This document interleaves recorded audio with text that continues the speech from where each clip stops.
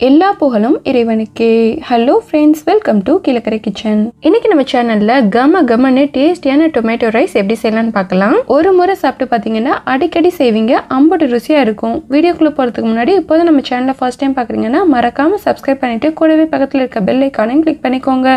இப்போ வாங்க வீடியோக்குள்ள போகலாம். இது செய்யறதுக்கு 1/2 கிலோ ஜீரக சம்பா ரைஸ், அப்புறம் 1/2 கிலோ தக்காளி, 1/4 கிலோ பல்லாரி வெங்காயம் எடுத்திருக்கேன். இந்த தக்காளி சாதத்தை நம்ம பாஸ்மதி ரைஸ் அண்ட் நார்மல் ரைஸ்ல கூட செய்யலாம். 1/4 கிலோ பல்லாரி வெங்காயத்தை ஸ்லைஸா நறுக்கி வச்சிருக்கேன். அப்புறம் 1/2 கிலோ பழுத்த தக்காளியும் கட் பண்ணி எடுத்திருக்கேன். ஃபர்ஸ்ட் தக்காளியை ஒரு மிக்ஸி ஜார்ல சேர்த்து நல்ல பேஸ்ட் அரைச்சி எடுத்துக்கோங்க.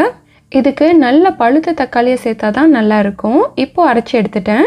இது இருக்கட்டும், இப்போ செய்ய ஆரம்பிச்சிடலாம். இதுக்கு ஒரு குக்கர் எடுத்திருக்கேன். இதுல 50 ml ஆயில் சேர்த்துக்கிறேன்.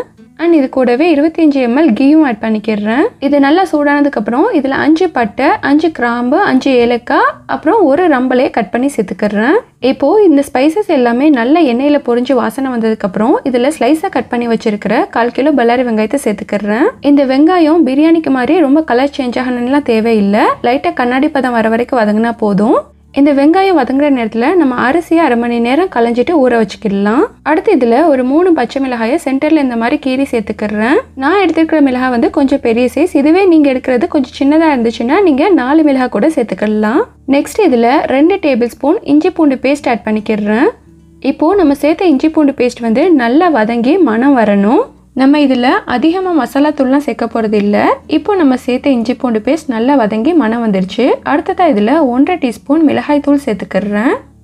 பச்சை மிளகாயோட காரம் தான் இதுக்கு, ஸோ அதுதான் வந்து டேஸ்டையும் காரத்தையும் என்ஹான்ஸ் பண்ணி காமிக்கும். மிளகாய் தூள் சேர்த்துட்டு இதை நல்லா மிக்ஸ் பண்ணி விட்டதுக்கப்புறம் இதில் நம்ம ஆல்ரெடி அரைச்சி எடுத்து வச்சிருக்கிற தக்காளி பேஸ்ட்டை சேர்த்துக்கலாம். பாருங்கள், தக்காளி நல்லா நைஸாக அரைஞ்சிடுச்சு. இதில் எந்தவித தோலுமே கிடையாது. இந்த மாதிரி நம்ம அரைச்சி சேர்க்கும் போது பசங்க வந்து தக்காளியை எடுத்து போட்டுட்டு சாப்பிட மாட்டாங்க, அப்படியே சாப்பிட்ருவாங்க. எங்கள் பசங்க காரம் கொஞ்சம் கம்மியாக தான் சாப்பிடுவாங்க. ஸோ அதுக்காக வேண்டி நான் எப்போவுமே வந்து எங்கள் சாப்பாட்டில் காரத்தை கம்மி பண்ணிடுவேன். நீங்கள் தேவைப்பட்ட அடிஷ்னலாக சேர்த்துக்கோங்க.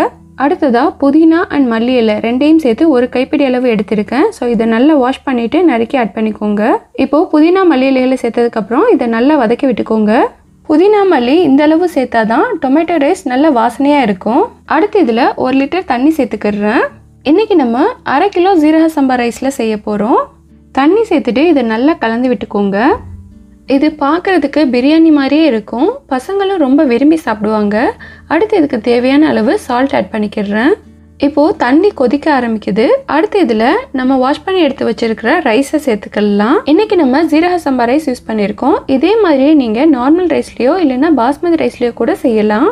இப்போது அரிசி எல்லாத்தையும் சேர்த்தியாச்சு. இதை ஒரு தடவை நல்லா கலந்து விட்டுக்கோங்க. இந்த ஸ்டேஜில் உப்புலாம் சரியாக இருக்கான்னு செக் பண்ணிக்கோங்க. இப்போது இதை நம்ம க்ளோஸ் பண்ணிவிட்டு ஒரு விசில் வச்சுக்கிடலாம். குக்கர் மூடி போட்டு வெயிட் போட்டுக்கோங்க. ஸோ எப்போவுமே வந்து கொஞ்சம் பெரிய குக்கரில் நீங்கள் குக் பண்ணும்போது தாராளமாக இருக்கும். இப்போது ஒரு விசில் வந்துருச்சு. உடனே மூடி ஓப்பன் பண்ணாமல் ஒரு 10 மினிட்ஸ் கழிச்சு ஓப்பன் பண்ணி பார்க்கலாம். தக்காளி சாதம் நல்ல கமன்னு சூப்பராக உதிரியாக வந்திருக்கு. இந்த மாதிரி லஞ்ச் பாக்ஸுக்கு செஞ்சு கொடுத்து விடுங்க.